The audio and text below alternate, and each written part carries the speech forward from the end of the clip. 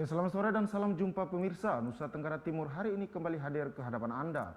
Ya, sejumlah informasi menarik dan teraktual seputar Nusa Tenggara Timur telah kami siapkan untuk Anda.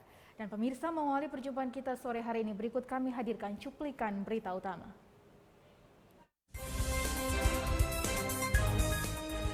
Dalam rangka memperingati Hari Pendidikan Nasional, SMA Negeri 5 Kupang menggelar aneka kegiatan.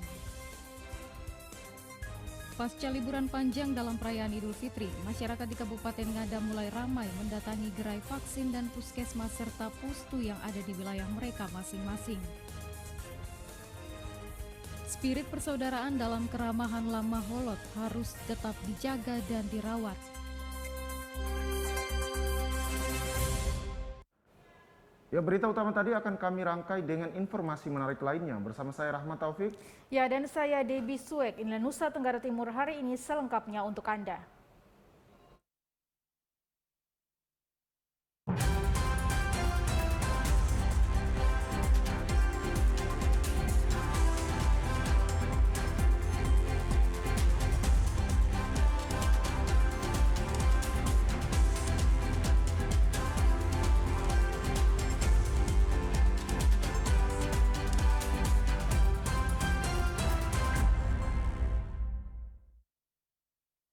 Hari ini dari Kabupaten Sumba Barat Daya. Saudara, memperingati Hari Pendidikan Nasional tahun 2022, Sekolah Menengah Atas Negeri 1 Kota Tambulaka melaksanakan upacara bendera di halaman kantor tersebut. Seluruh peserta upacara menggunakan pakaian adat daerah masing-masing.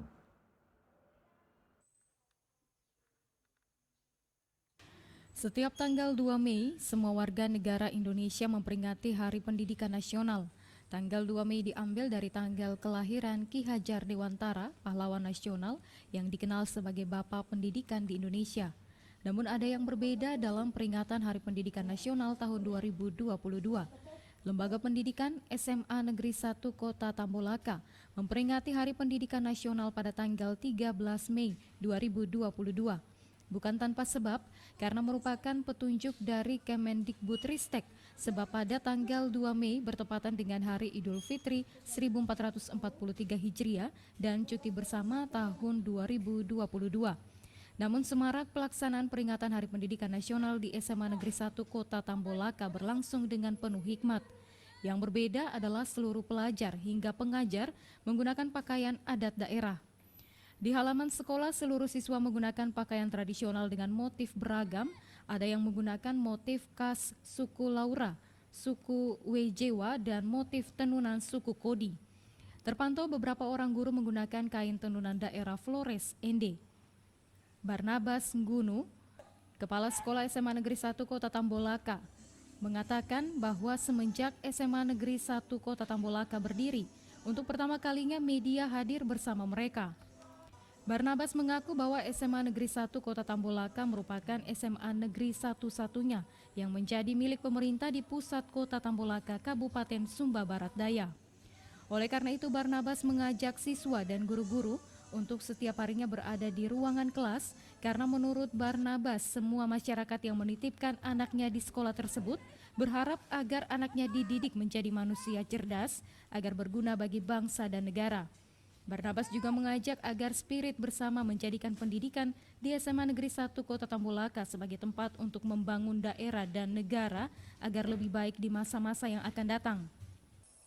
Puluhan sekolah-sekolah yayasan, hanya satu SMA Negeri 1 Kota Tambulaka. Oleh karena itu, mari kita memberikan spirit, tidak saja spirit transformasi pendidikan, kita bangkit bersama. Kita mempertahankan citra pribadi kita sebagai generasi penerus dari Bapak Ki Hajar Dewantara. Sementara itu, siswi SMA Negeri 1 Kota Tambulaka, Mara Trisna Besu, berharap agar pemerintah Provinsi Nusa Tenggara Timur dan pemerintah Kabupaten Sumba Barat Daya dapat memberikan perhatian yang lebih serius terhadap dunia pendidikan di Kabupaten Sumba Barat Daya. Mara Trisna Besu mengaku bahwa pendidikan di Kabupaten Sumba Barat Daya masih sangat tertinggal dibandingkan pendidikan di wilayah lain. Oleh karena itu, Trisna Besu berharap agar momentum Hari Pendidikan Nasional menjadi semangat baru membawa perubahan dalam dunia pendidikan. SMA Negeri 1 Kota Tambolaka dan untuk semua guru yang telah mengabdikan diri di dunia pendidikan, saya berharap pemerintahan Provinsi Nusa Tenggara Timur dan pemerintahan Sumba Barat Daya memberikan perhatian khusus kepada pendidikan di Sumba Barat Daya agar semakin hari semakin lebih baik. Kepala Sekolah SMA Negeri 1 Kota Tambolaka berharap bantuan fasilitas dari pemerintah berupa ruangan kelas, karena rombongan belajar SMA Negeri 1 Kota Tambolaka sangat besar, sementara belum didukung dengan ruangan kelas. Oleh karena itu, Barnabas berharap agar pemerintah bisa membantu mengalokasikan bantuan ruangan kelas bagi sekolah tersebut. Dari Kabupaten Sumba Barat Daya, Freddy Ladi, TVRI NTT. Ya, masih terkait dengan peringatan Hari Pendidikan Nasional, SMA Negeri 5 Kupang menggelar aneka kegiatan. Hal ini dimaksudkan agar makna Hari Pendidikan Nasional terus menggema dalam kehidupan seluruh insan pendidikan.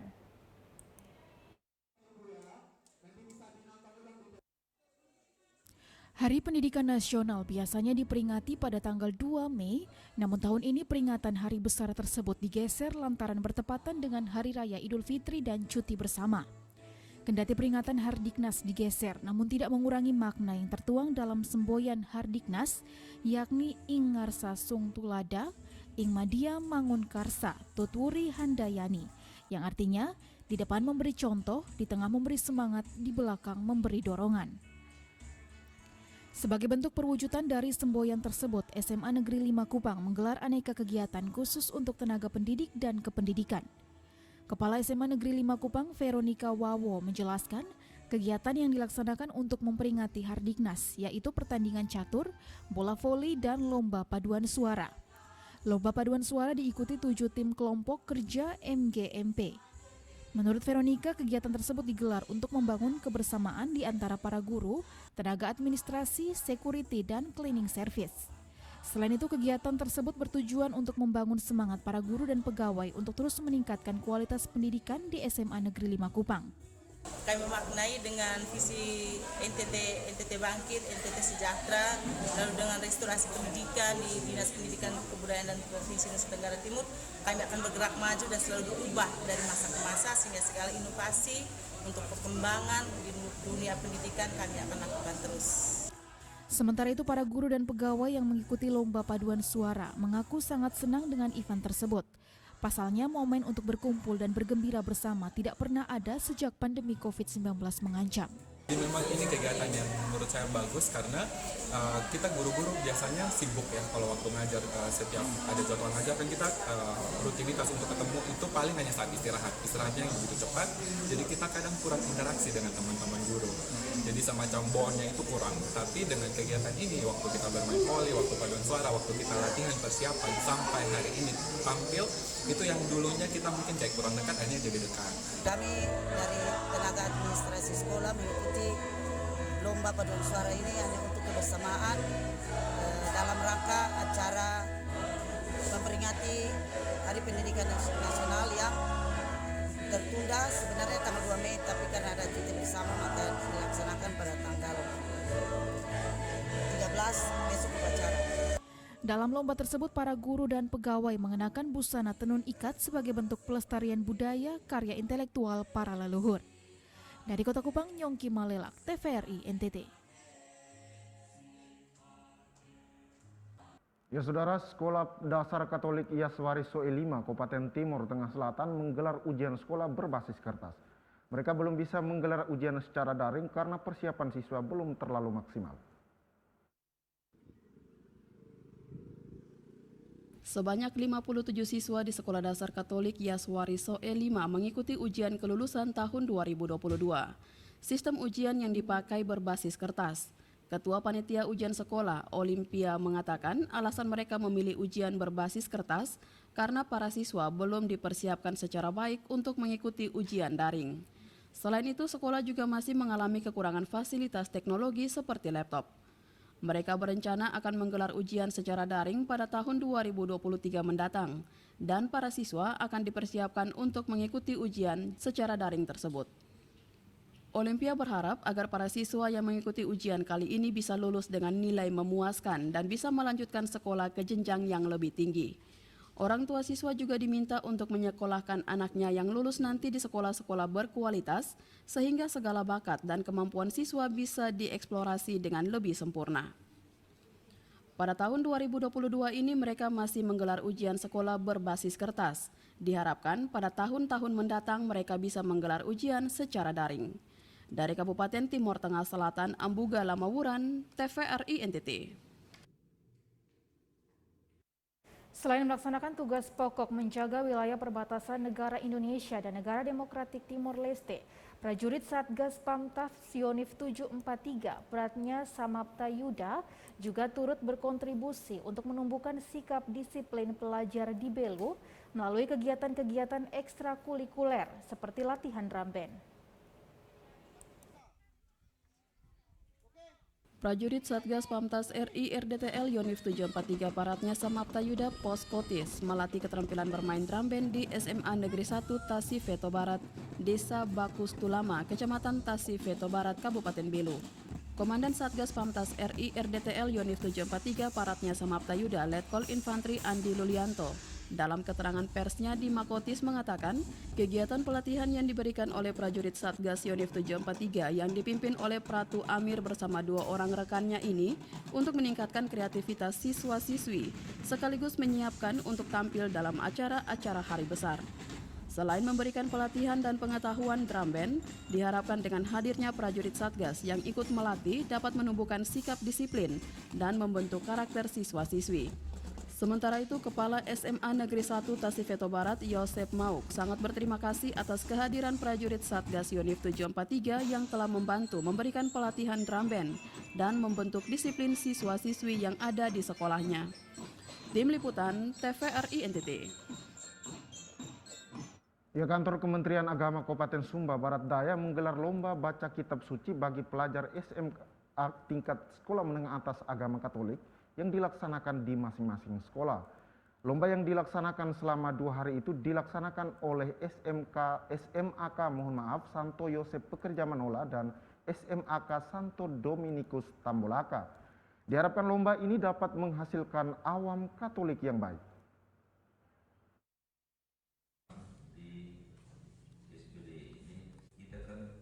Selama 2 hari masing-masing lembaga pendidikan sekolah menengah atas agama Katolik melaksanakan lomba baca kitab suci, lomba cerdas cermat, dan lomba berpidato. Kegiatan yang dilaksanakan itu diikuti oleh seluruh pelajar di satuan sekolah masing-masing. SMA Katolik Santo Yosep Pekerja Manola melaksanakan lomba tersebut di Aula Paroki Santo Yosep Pekerja Manola. Diharapkan agar para peserta didik mampu memaksimalkan potensi yang dimiliki agar mampu menjawab tantangan zaman sebagai awam Katolik yang baik.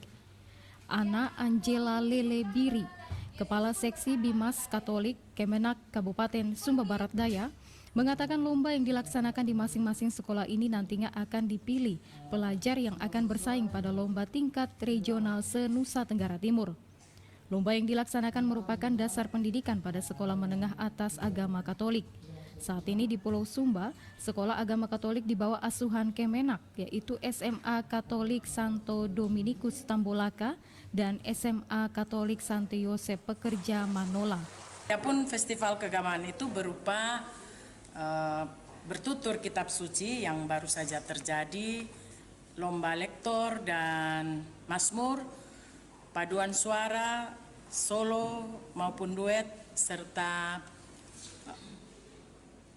cerdas cermat Alkitab yang akan diikuti oleh anak-anak.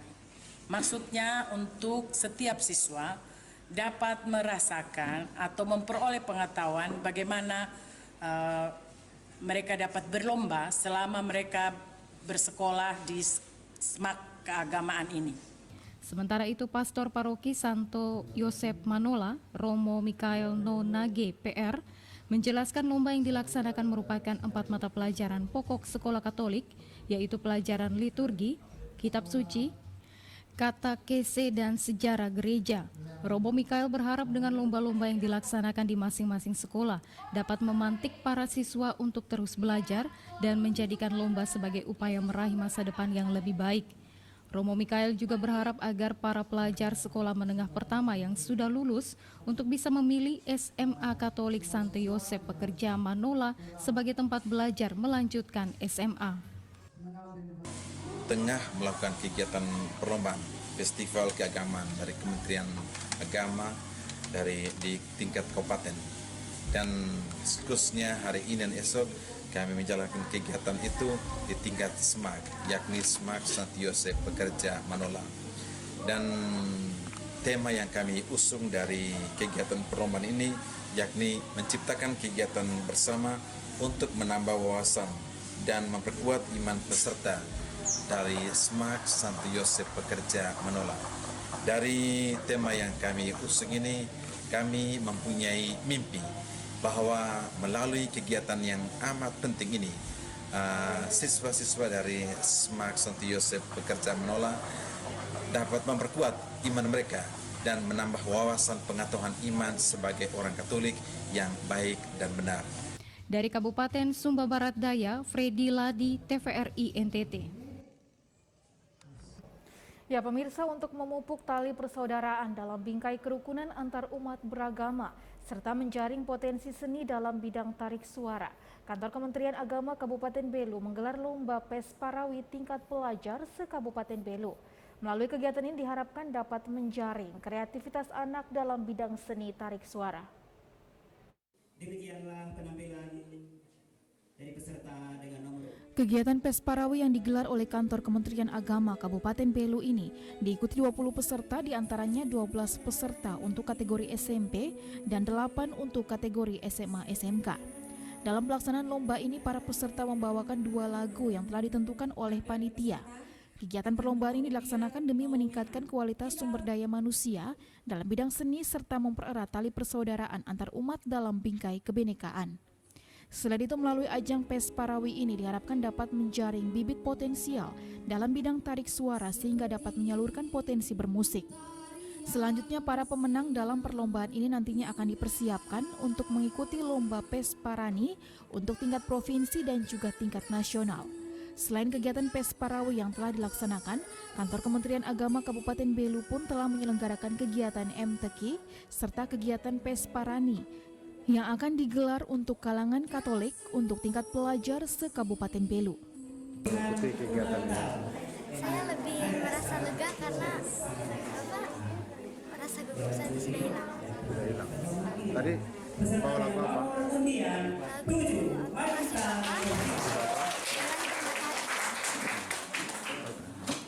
Punya harapan apa saat mengikuti lomba nyanyi ini? Saya punya harapan saya bisa lebih memuliakan nama Tuhan. Kegiatan ini luar biasa, kegiatan perdana PES Parawi tingkat Kantor Kementerian Agama Kabupaten Belu. Saya berharap agar kegiatan perdana ini tetap berkelanjutan karena melalui kegiatan ini kita bisa menggali potensi anak-anak kita, mengembangkan talenta mereka untuk memuji Tuhan melalui talenta yang mereka miliki. Kegiatan ini merupakan kegiatan perdana dan akan berkelanjutan untuk bisa menggali potensi dan talenta dalam bernyanyi dalam kehidupan beragama dan keberagaman di Kabupaten Belu. Dari Kabupaten Belu, Andri Witak, TVRI NTT.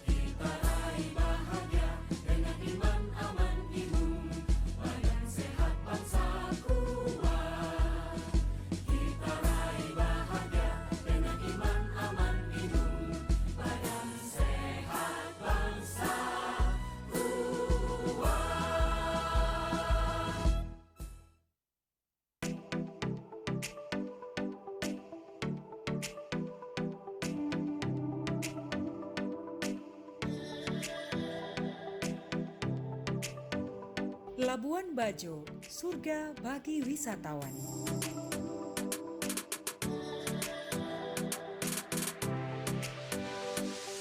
Wonderful Labuan Bajo.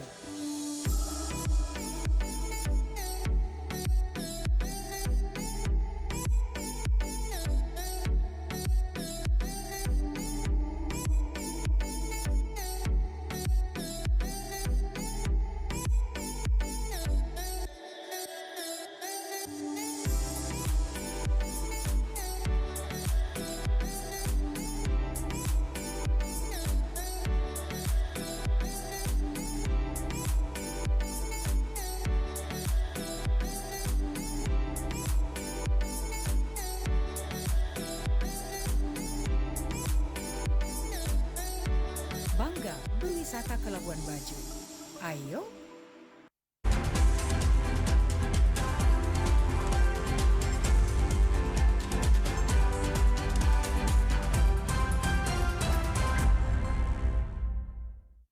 Ya, terima kasih Anda masih bersama kami. Saudara, pasca libur panjang dalam perayaan Idul Fitri, masyarakat Kabupaten Ngada mulai ramai mendatangi gerai vaksin dan puskesmas serta pustu yang ada di wilayah mereka masing-masing. Pelayanan vaksinasi di Pustu Beja yang ada di Langa bekerjasama dengan Badan Intelijen Negara bersama dengan masyarakat yang ingin divaksin baik dosis pertama, kedua, dan vaksin booster. Khusus vaksin booster kini mengalami peningkatan permintaan dari masyarakat karena ingin mendapatkan perlindungan yang penuh untuk melawan ancaman COVID-19.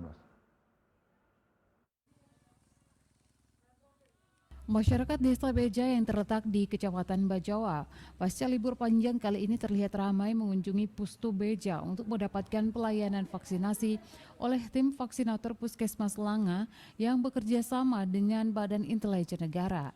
Masyarakat yang telah mendapatkan pelayanan dosis kedua dan sudah waktunya untuk mendapatkan booster mendatangi Pustu agar segera divaksin demi mendapatkan perlindungan maksimal dalam menghadapi ancaman penyebaran COVID-19. Dengan tetap mengenakan masker serta mendaftarkan diri kepada petugas yang ada, masyarakat terlihat antri dan tetap mendapatkan observasi dari dokter vaksinator sebelum divaksin. Pelayanan vaksinasi yang disponsori oleh Badan Intelijen Negara berjalan dengan aman serta nyaman tanpa hambatan apapun, karena masyarakat sudah memahami betapa pentingnya vaksinasi bagi kesehatan manusia. Dr. Puskesmas Langa, Frederick Bota, membenarkan bahwa ada peningkatan yang signifikan dari masyarakat untuk mendapatkan pelayanan vaksinasi pasca liburan kali ini. Dirinya sangat berterima kasih kepada Badan Intelijen Negara yang memfasilitasi agar pelayanan vaksinasi kali ini dapat berjalan aman dan lancar. Untuk Puskesmas Langa sendiri setelah Ramadan ini memang kita melayani vaksin dosis pertama, kedua, dan vaksin ketiga. Yang tersedia sekarang vaksin Sinovac dan Astra. Memang antusias masyarakat sangat besar karena selama libur lebaran kan tidak dilakukan vaksin, ya kurang lebih 1 minggu lebih. Jadi mulai kemarin sasaran yang datang untuk ikut vaksin, yang pertama antusiasnya sangat besar, yang kedua semua masyarakat beramai-ramai. Kemarin di kantor desa Lumari, hari ini di Pustu Beja juga. Kalau untuk booster sekarang banyak yang mencari booster, mungkin karena dibutuhkan untuk perjalanan. Dr. Frederick Bota sangat berharap agar animo masyarakat untuk divaksin khususnya booster tetap tinggi sehingga target pencapaian vaksinasi oleh pemerintah dapat terpenuhi dengan baik serta program pemerintah lainnya dapat segera berjalan termasuk pemulihan ekonomi. Dari Kabupaten Ngada, Lexi Nunu, TVRI NTT. Ya, setelah libur atau cuti bersama Idul Fitri, akhirnya semua puskesmas di Kabupaten Kupang kembali kebut vaksin. Selama 1 minggu ke depan, semua puskesmas mengeluarkan jadwal di setiap desa atau kelurahan maupun di sekolah-sekolah serta posyandu dan beberapa tempat yang bisa digunakan untuk pelayanan vaksin. Seperti di daerah lain, vaksin booster di Kabupaten Kupang mulai dilakukan sejak bulan Januari 2022 lalu dan vaksin anak pada Februari 2022. Kendati demikian, cakupan vaksin booster di Kabupaten Kupang baru mencapai 11,76% atau 33.103 orang divaksin dosis ketiga. Sedangkan dosis pertama sudah mencapai 82% atau 232.560 orang. Dan dosis kedua 55,88% atau 157.525 orang. Sementara cakupan vaksin anak sendiri saat ini berada pada 66,53% atau 23.124 anak. Dan saat ini sudah memasuki dosis kedua, sehingga cakupan vaksinnya 34,15% atau 11.869 anak. Vaksin booster dan vaksin anak dosis kedua sempat terhenti karena libur Idul Fitri.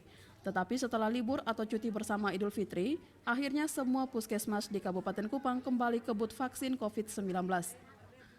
Selama 1 minggu ke depan, semua puskesmas mengeluarkan jadwal di setiap desa atau kelurahan maupun di sekolah-sekolah, posyandu, dan beberapa tempat yang bisa digunakan untuk pelaksanaan vaksin.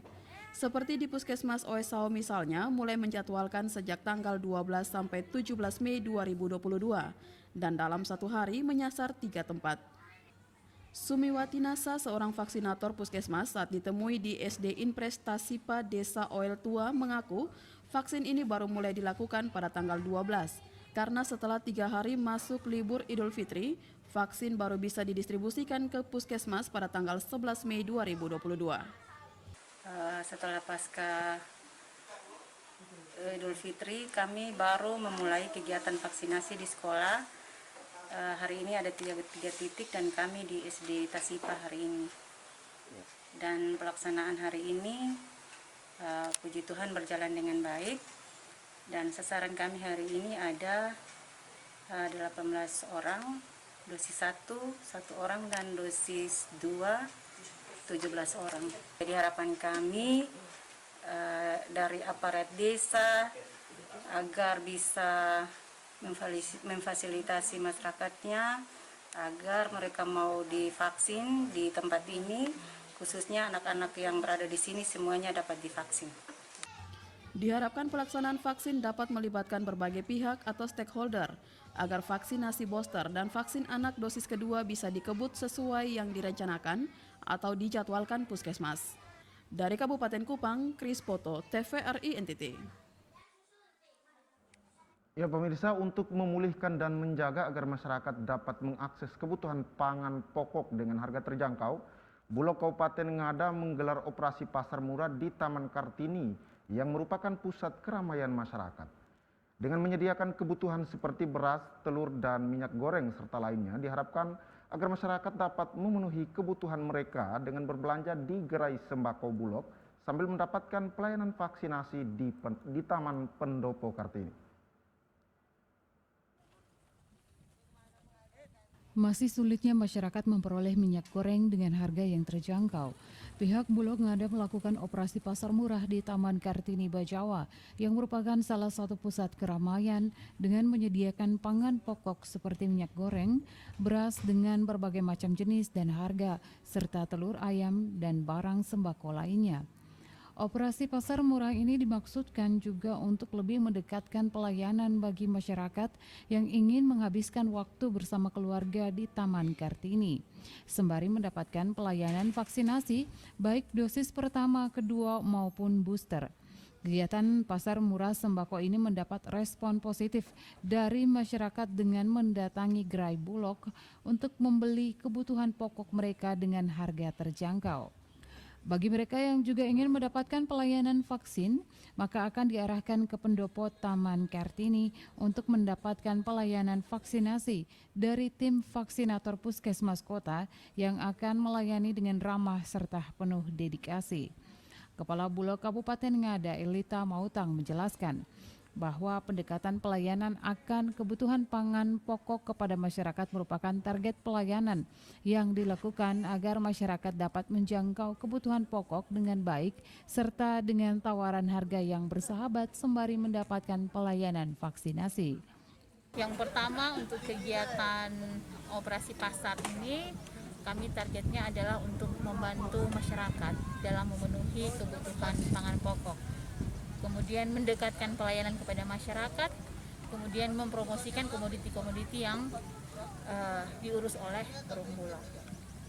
Kemudian untuk vaksinisasi, kami juga ingin melakukan kegiatan sosial, di mana sampai dengan saat ini masih ada juga penyebaran COVID, sehingga bisa membantu masyarakat juga untuk mendapatkan vaksin. Pelayanan pasar murah dan vaksinasi oleh Bulog Ngada di Taman Kartini dilaksanakan selama 2 hari dan diharapkan masyarakat memanfaatkannya dengan baik guna memperoleh sembako dengan harga terjangkau serta divaksin. Dari Kabupaten Ngada, Leksinunu, TVRI NTT. Kehadiran minyak goreng curah bersubsidi di Kabupaten Kupang memberikan angin segar bagi masyarakat juga para pelaku UMKM. Tak jarang banyak warga, terutama ibu rumah tangga, yang mengantri untuk mendapatkan minyak goreng.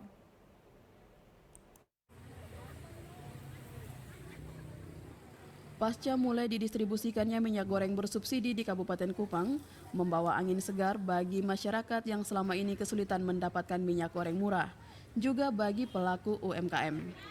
Ruth Kiki, salah seorang ibu rumah tangga dan pelaku UMKM asal Desa Oebelo, saat ditemui di sela-sela antrian untuk mendapatkan minyak goreng curah bersubsidi, menyampaikan terima kasih kepada pemerintah yang telah mendistribusikan minyak goreng curah untuk mengantisipasi harga minyak goreng yang melonjak tinggi sejak awal 2022. Sejak saat itu dirinya mengalami penurunan pendapatan, bahkan nyaris tutup. Kendati demikian, akhirnya pemerintah telah memberikan solusi. Sehingga ketika mendapatkan kabar dari media sosial terkait minyak goreng curah, dirinya langsung datang untuk mengantri di Desa Mata Air demi mendapatkan minyak goreng. Kendati harus jauh-jauh datang dari Desa Oebelo. Karena ini berita ini lewat FBI, Bapak Kepala Desa Mata Air kasih naik di FBI. Terus itu dari grup Kabupaten Kupang, Ibu Jenny Konai, dia kasih naik di grup bilang ada minyak. Jadi kenapa kita harus sampai di sini untuk beli ini minyak? Walaupun ini bilang minyak curah yang tidak bermerek, tapi sangat membantu kami ibu-ibu rumah tangga. Karena sekarang ini ya pengeluhan adalah minyak goreng, karena minyak goreng itu 1 liter 27.000. Bagaimana caranya untuk kotong bisa kotong punya usaha ini bisa ini ya kotong datang untuk dapat ini minyak curah yang harganya 14.000 rupiah. Sementara itu Direktur BUMDes Inahuk dan Cedetan mengatakan stok minyak yang didistribusikan pemerintah melalui BUMDes ini sebanyak 5.000 liter dari jatah distributor 20.000 liter. 5.000 liter yang ada saat ini rencananya akan didistribusikan selama 3-4 hari ke depan. Tetapi antusias masyarakat sangat tinggi. Di hari pertama saja penjualan mencapai 1.568. Dirinya optimis kemungkinan di hari ketiga 5.000 liter yang ada bisa selesai didistribusikan. Yang kita dapat itu ada 5.000 liter yang masuk nih sekarang. Yeah. Tapi waktu pembicaraan pertama kita dapat 20.000 liter. Yeah. Jadi yang baru masuk 5.000 liter dan kemarin terjual 1.568 liter. Hari ini sudah belum selesai karena masih banyak ini. Mekanismenya harus bawa KTP, harus bawa jirgen tempat untuk diisi. Setelah itu ada pendaftarannya. Harus daftar dulu nih. Ada 3 orang, harus melewati 3 orang. Yang pertama daftar nama, sekaligus dengan berapa liter yang diambil. Setelah itu ambil kupon. Kupon dengan sesuai dia tulis dengan harganya. Setelah itu kupon, langsung ke bendahara untuk setoran uang sama kupon. Setelah itu berikutnya masuk ke tempat pengisian minyak. 1 liter itu harganya 14.000. Kalau kiloannya 15.000. Tapi yang sementara berjalan ini liter. Luar biasa. Diharapkan minyak goreng curah bersubsidi dari pemerintah ini dapat membantu masyarakat, terutama pelaku UMKM yang selama ini bergumul dengan harga minyak goreng yang tinggi. Dari Kabupaten Kupang, Kris Poto, TVRI NTT. Ya, kita beralih ke informasi lain. Saudara, Pos Lintas Batas Negara PLBN Mota Masin di Kobalima, Kabupaten Malaka, hingga saat ini belum ditetapkan sebagai entry point sejak pandemi COVID-19 mulai merebak. Pelaku perjalanan dari luar negeri dari Timor Leste yang akan masuk ke Indonesia harus melalui PLBN Mota Ain. Namun demikian, aktivitas ekspor barang dari Indonesia ke Timor Leste tetap berjalan normal. Sejak pandemi COVID-19 mulai merebak, Pos Lintas Batas Negara atau PLBN Mota Masin di Koba 5 Kabupaten Malaka yang berbatasan langsung dengan negara Timor Leste belum ditetapkan sebagai entry point bagi para pelaku perjalanan dari negara Timor Leste yang akan masuk ke Indonesia. Hal ini terkait dengan kebijakan pemerintah Indonesia untuk menekan angka penyebaran COVID-19 melalui pembatasan pelaku perjalanan dari luar negeri. Bagi para pelaku perjalanan dari negara Timor Leste yang akan masuk ke Indonesia harus melalui PLBN Mota Ain Kabupaten Belu. Kepala PLBN Mota Masin Reynold Uran kepada TVRI mengatakan, pemerintah membatasi aturan perjalanan bagi para pelaku perjalanan dari Timor Leste yang akan masuk ke Indonesia dengan hanya membuka satu pintu masuk, yaitu di PLBN Mota Ain, agar pengawasan terhadap pelaku perjalanan dari Timor Leste dapat lebih terfokus. Selain itu, kebijakan visa on arrival juga baru diterapkan di PLBN Mota Ain sehingga akan lebih memudahkan para pelaku perjalanan dari negara Timor Leste dalam pengurusan visa. Meskipun demikian, aktivitas ekspor barang dari Indonesia ke Timor Leste tetap berjalan normal melalui PLBN Mota Masin. Kami sampaikan bahwa PLBN Mota Masin sampai saat ini belum ditetapkan sebagai entry point, sehingga untuk PPLN, pelaku perjalanan luar negeri yang akan masuk ke wilayah Indonesia itu belum boleh masuk melalui PLBN Mota Masin. Untuk NTT, pintu masuk yang ditetapkan oleh Ketua Gugus Tugas Penanganan COVID Nasional itu cuma PLBN Mota Ain. Reynold Uran menambahkan karena tingginya minat negara Timor Leste akan produk barang dari Indonesia, aktivitas bongkar muat barang di PLBN Mota Masin berjalan setiap hari dengan proses bongkar muat barang 1 minggu 1 kali. Produk barang dari Indonesia yang paling diminati adalah kebutuhan rumah tangga, sembako, bahan makanan, bahan bangunan, peralatan bermotor, dan suku cadang. Debiswe Kristodapo, TVRI NTT. Masih dari Kabupaten Malaka, pemirsa, Bupati Malaka, Simonahap, mengapresiasi pemberitaan TVRI Stasiun Nusa Tenggara Timur yang menghadirkan berita yang bersifat konstruktif untuk pembangunan Malaka. Maksud kami untuk pembangunan Malaka sebagai daerah perbatasan sehingga lebih dikenal oleh masyarakat. Diharapkan dengan kerjasama yang baik antara pemerintah Kabupaten Malaka dan TVRI Stasiun Nusa Tenggara Timur dapat memajukan pariwisata daerah perbatasan yang ada di Kabupaten Malaka. Dalam rangka membangun kerjasama bidang penyiaran bersama pemerintah Kabupaten Malaka, Kepala LPP TVRI Stasiun Nusa Tenggara Timur Asmet Setia Budi Takalumang melakukan kunjungan kerja dan membahas kerjasama dengan Bupati Malaka Simonahak.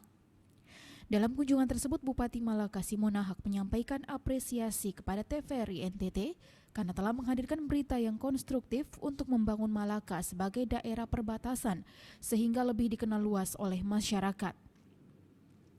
Citra daerah perbatasan sebagai daerah terpencil dan terpelosok ingin dihapus oleh pemerintah Kabupaten Malaka dengan menghadirkan pariwisata perbatasan di Kabupaten Malaka. Dengan adanya kerjasama antara pemerintah Kabupaten Malaka dan TVRI Stasiun Nusa Tenggara Timur, diharapkan dapat mempromosikan pariwisata perbatasan sehingga dapat dikenal luas dan meningkatkan kunjungan wisatawan di Kabupaten Malaka. TVRI sebagai media publik yang terpercaya tentunya dapat menjadi media promosi yang tepat bagi Kabupaten Malaka. Bagaimana kerjasama, saya kira ini sangat penting. Dan TVRI selama ini saya memberikan apresiasi karena banyak memberikan dukungan, menyiarkan berita-berita yang betul-betul bersifat konstruktif untuk membangun Malaka, apalagi Malaka ini kan daerah perbatasan. Dan keunikan Malaka ini adalah selain daerah perbatasan, kita juga punya pariwisata lintas batas negara. Simonahak menambahkan kerjasama yang diajukan TVRI NTT akan dikaji lebih lanjut untuk diserahkan kepada dinas terkait agar secepatnya dapat dilakukan penandatanganan MOU antara TVRI Stasiun Nusa Tenggara Timur dan pemerintah Kabupaten Malaka. Debiswe Kristodapo, TVRI NTT. Ya, selain mengapresiasi pemberitaan TVRI Stasiun Nusa Tenggara Timur, pemerintah Kabupaten Malaka juga turut mendukung migrasi TV analog ke TV digital. Dengan adanya analog suite of ASO dapat menghadirkan tayangan yang lebih jernih dan berkualitas serta dapat dijangkau di seluruh masyarakat.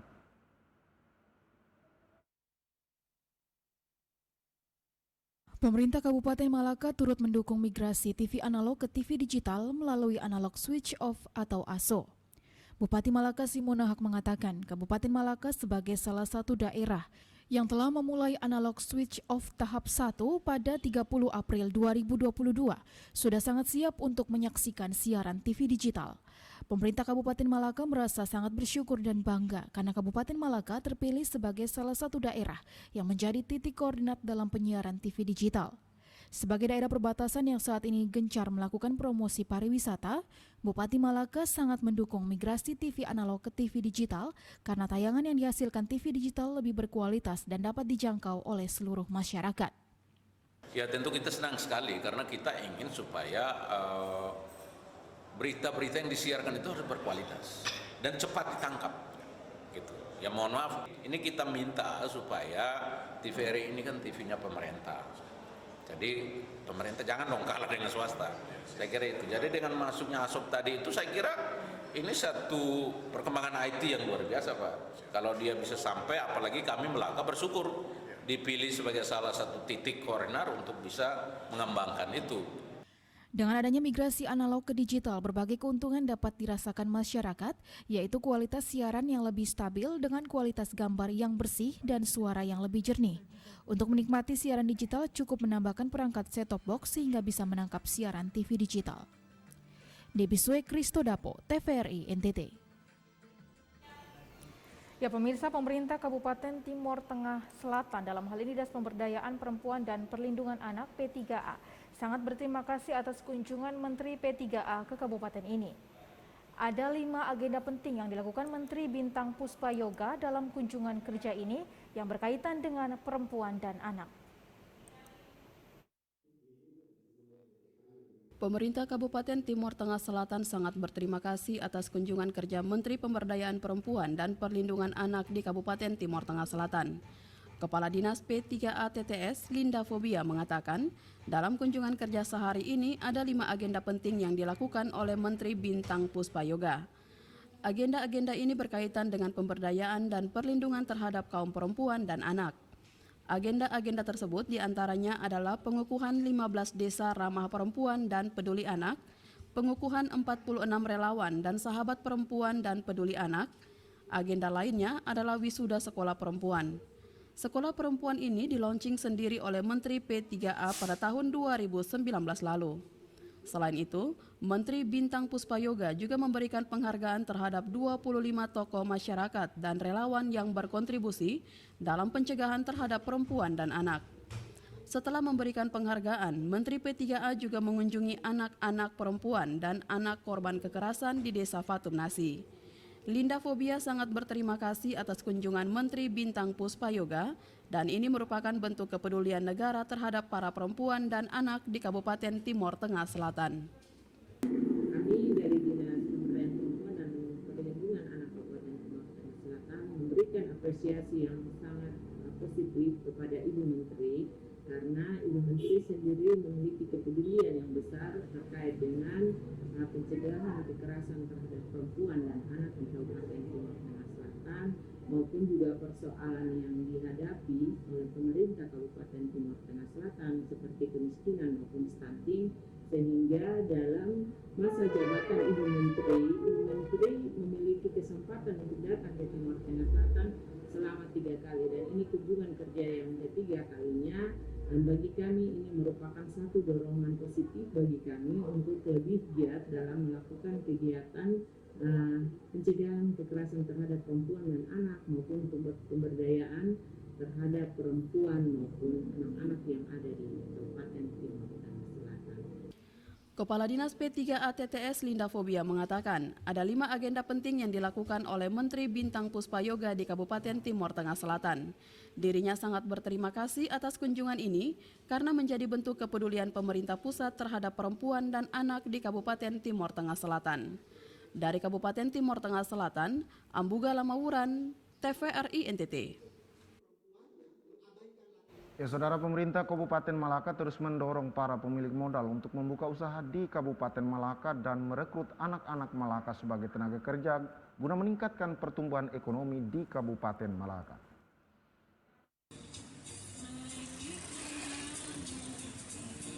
Hotel Nusa Dua dibangun di Kabupaten Malaka dan telah dibuka dengan menyerap tenaga kerja sebanyak 30-an orang.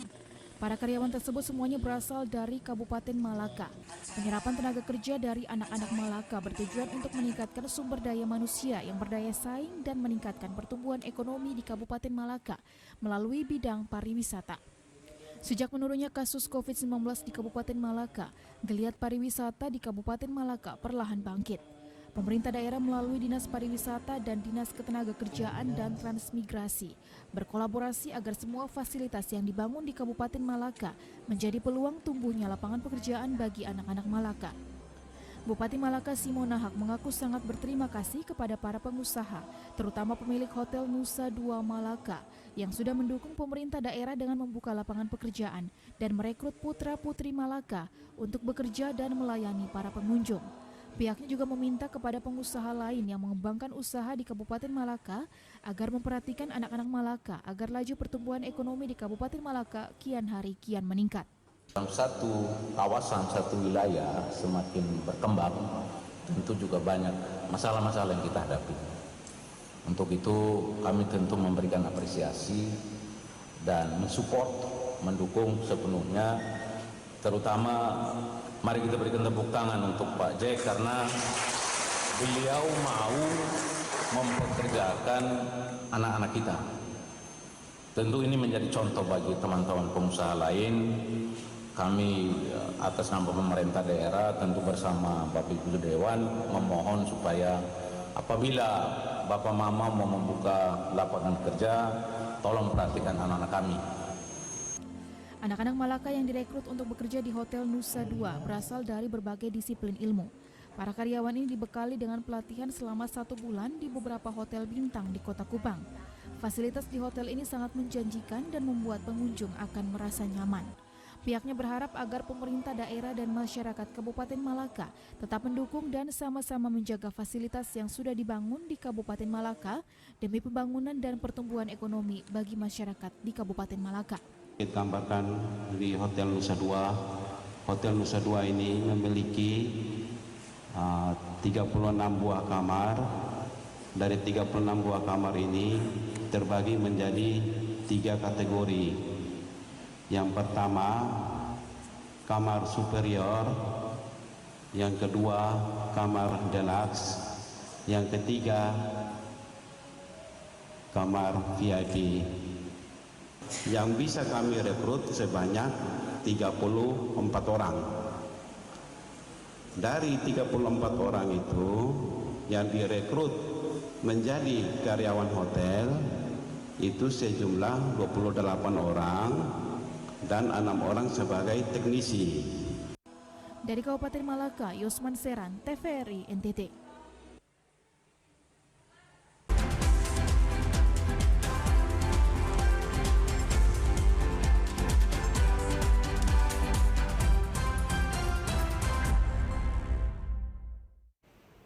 Ya, terima kasih Anda masih bersama kami di Nusa Tenggara Timur hari ini. Pemirsa, kita beralih ke informasi berikutnya.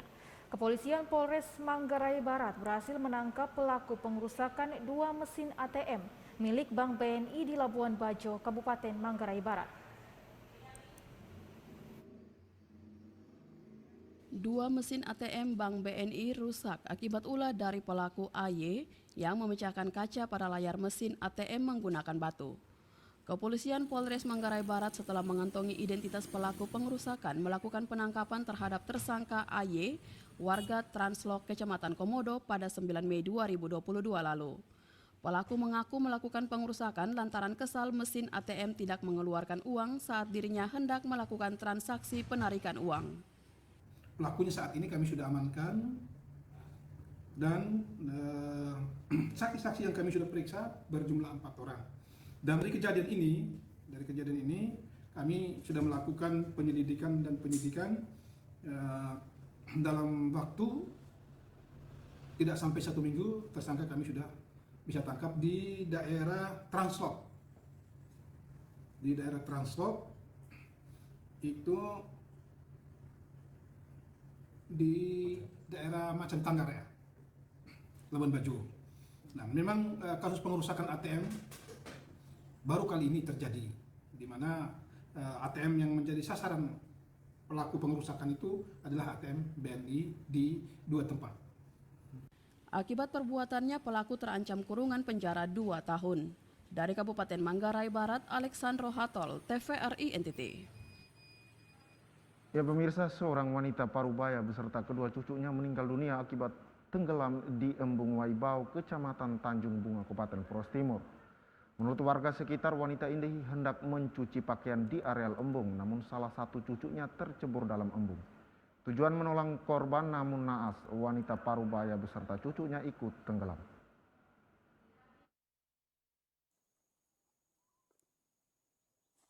Ketiga korban tersebut adalah Maria Sura Fernandes, 66 tahun, Fabianus Aloysius Tobi Weran, 8 tahun, dan Januarius Kristianto Geroda, 4 tahun. Menurut Mateus Mitenmaran, warga yang menyaksikan peristiwa tersebut, ketiga korban ini sebelumnya hendak mencuci pakaian dan mandi di Embung Waibau, Rabu 11 Mei 2022 sekitar pukul 16.00 waktu setempat.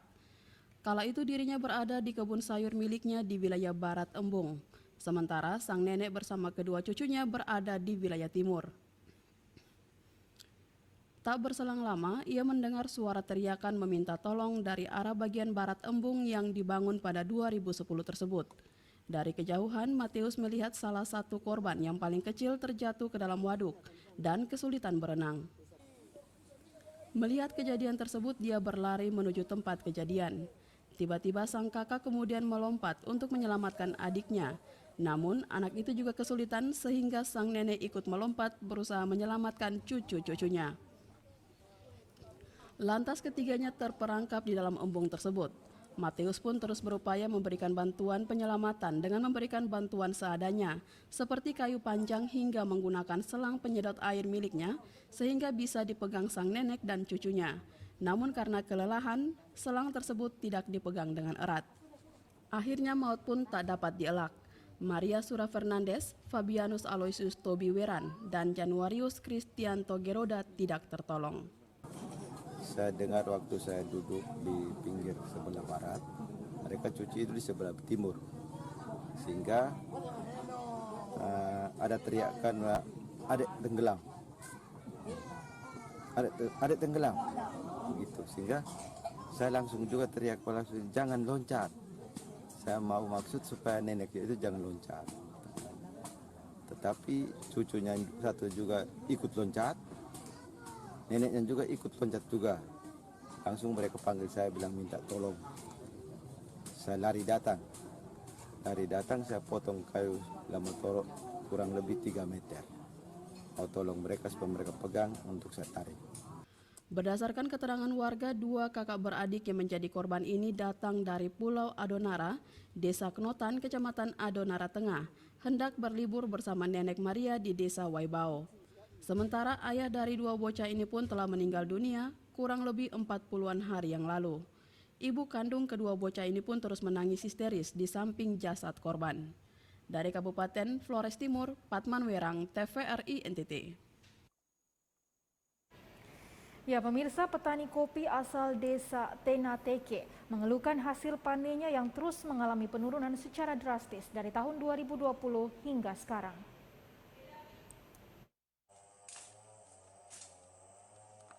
Sergius Mangutana, salah satu petani kopi asal desa Tenateke mengatakan, turunnya hasil panen kopi miliknya disebabkan adanya serangan hama jamur. Selain itu, faktor usia pohon kopi juga mempengaruhi turunnya hasil panen.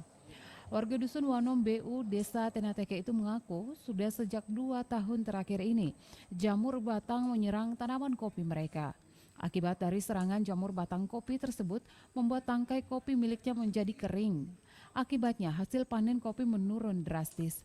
Para petani kopi sangat resah akibat adanya jamur batang karena membuat batang tanaman kopi langsung kering, sehingga kadang berdampak pada buah kopi yang tidak berbuah banyak. Persoalan hama yang menyerang tanaman kopi petani Dusun Wanombeu disebabkan pengaruh cuaca. Akibat dari adanya serangan hama, hasil panen kopi hanya kisaran 5 kg dari sebelumnya yang bisa mencapai 5.000 kg. Hasil panen yang kian sedikit jumlahnya tak mampu menghasilkan modal yang cukup untuk membiayai pemeliharaan tanaman kopi mereka. Dirinya bersama petani kopi desa Tenateke lainnya berharap ada bantuan dari pemerintah berupa pupuk atau racun hama karena sebagian masyarakat desa Tenateke berprofesi sebagai petani kopi. Sebenarnya para petani mampu membeli pupuk tanaman kopi, akan tetapi hasil panen sedikit sehingga mereka tidak mampu membeli pupuk dan obat racun. Mereka berharap ada bantuan bibit kopi untuk meremajakan kembali tanaman kopi yang banyak berumur sudah tua. Tahun ini kami desa Tenateke, kopi buahnya ini menurut sekali tahun ini. Entah lagi kendala apa ke kami, masyarakat ini mengeluh juga. Nah, memang perawatannya ya kami ya memang kasih bersih. Tapi buahnya ini ya entah lagi bagaimana dia punya realisasi kalau dia punya buah ya kami tidak tahu lagi. Pantauan TVRI di kebun milik Sargius Mangutana, banyak tanaman kopi yang sudah berumur tua dan tidak lagi berbuah. Semoga kondisi ini menjadi perhatian pemerintah daerah Kabupaten Sumba Barat Daya. Dari Sumba Barat Daya, Freddy Ladi, TVRI NTT. Ya saudara, secara administrasi pemerintahan, Kabupaten Lembata secara otonomi menjadi kabupaten sendiri terbentuk pada tahun 1999 silam, memisahkan diri dari kabupaten induknya Kabupaten Flores Timur. Namun spirit persaudaraan dalam kerahiman Lama Holot semestinya tetap dijaga, dirawat dalam membangun keadaban, dalam spirit kakan dike arin sare, kakan keru arin baki.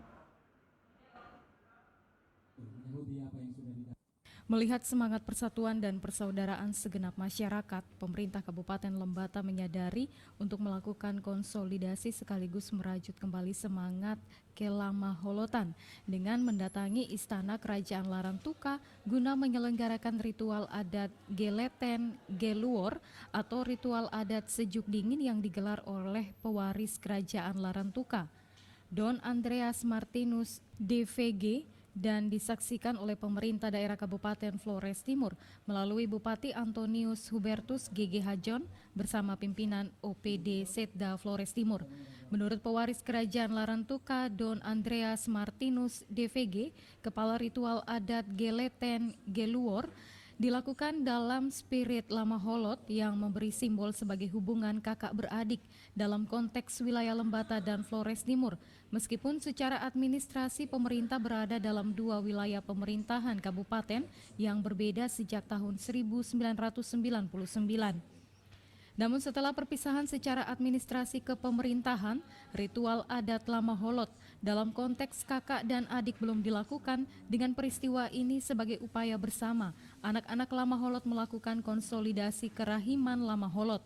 Sehingga dalam penyelenggaraan kepemerintahannya pun benar-benar mewujudkan kesejahteraan masyarakat Lama Holot.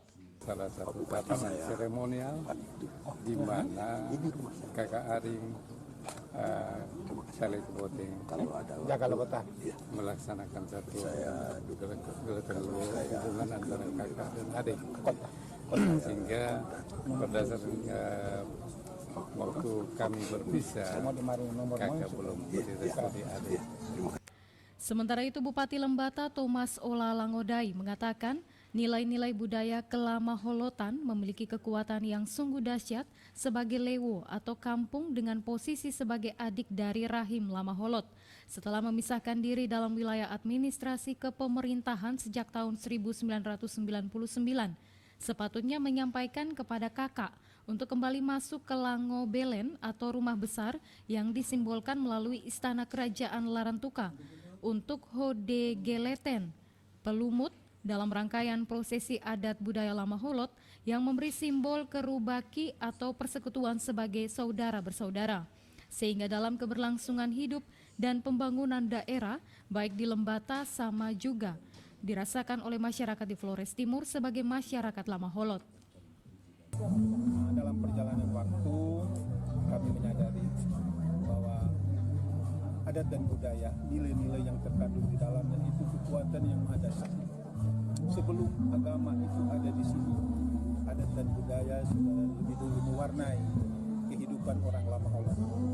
Kawin, adat dan budaya, lahir, adat dan budaya, hidup, adat dan budaya, mati, adat dan budaya.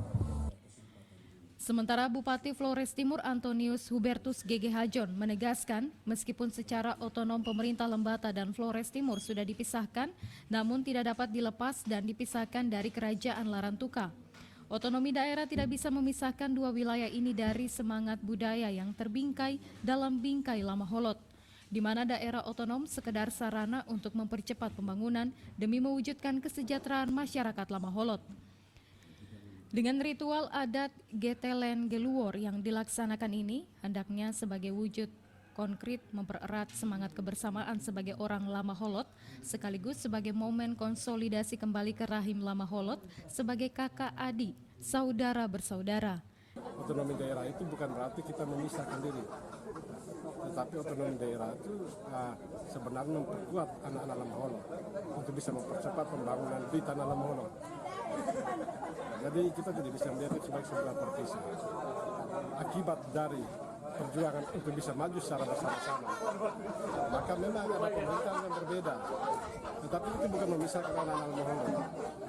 Teman-teman kita ada dari Lembata, khususnya Pak Pati dan seluruh jajaran, ya, berusaha merefleksi perjalanan otonomi Lembata. Dari Kabupaten Flores Timur, Patman Werang, TVRI NTT.